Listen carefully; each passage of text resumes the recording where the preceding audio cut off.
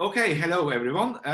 Today, or actually this is the first catching up with interview series we have in NBCC, and I'm sitting here with Jørn Madslien from room 7540. Yeah, tell us a little bit more about you and what you're doing and how you're coping today.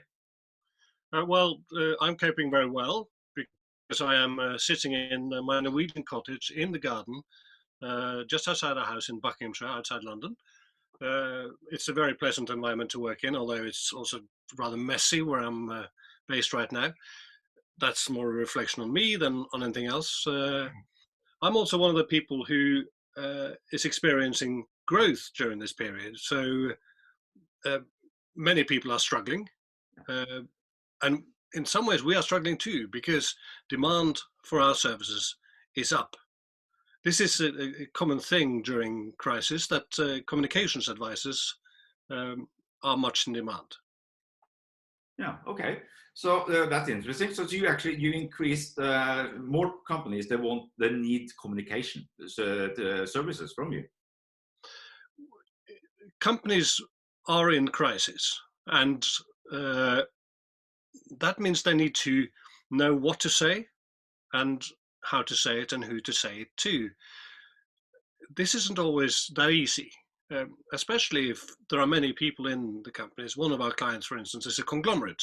It has 10 companies in it, 10 CEOs. They all need to say roughly the same thing. They need to be on the same page, and this needs to be coordinated. Every time, companies don't have a soul, they don't have a personality like an individual, so it needs to be constructed. Whatever they say is supposed to be a reflection of what they believe in, their intentions, their goals, and you have to create these things, and you have to create them together. So we work very closely with a lot of CEOs, mainly in the energy industry and also in other sustainability fields, and we try to work out how to create the stories that are both genuine but also somehow helpful, because the goal is, of course, we need to get out of this somehow, and we want to be in a good shape when that day comes. Exactly. And you said one thing that we need to get out of it. Do you think in your business, in your industry, there will be some profound changes after COVID-19, something that you will see and think back on? This is a big change to me and us. Well, in communication, one major change is that we are doing what we're doing now. We are communicating digitally. We are speaking via video links. This will probably stay with us for a long time. I expect lots of changes in terms of how we actually work. Prior to the corona crisis, I was abroad about 5 times in January and February. Haven't been abroad since. I don't expect to go abroad very much at all for the rest of the year.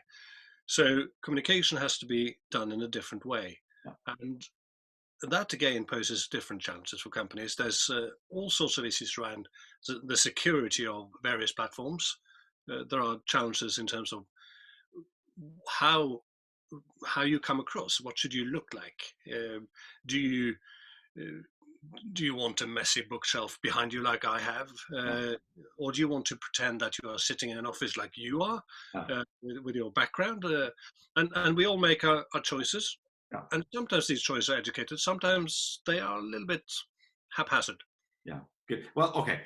Thank you very much. And thank you as well. We are starting NBCC with a podcast, and Jørn is one of the brains behind that. So we will, all listeners will know more about this later and Jørn's work. So thank you very much, Jørn, and have a lovely day, and we speak later. Thank you.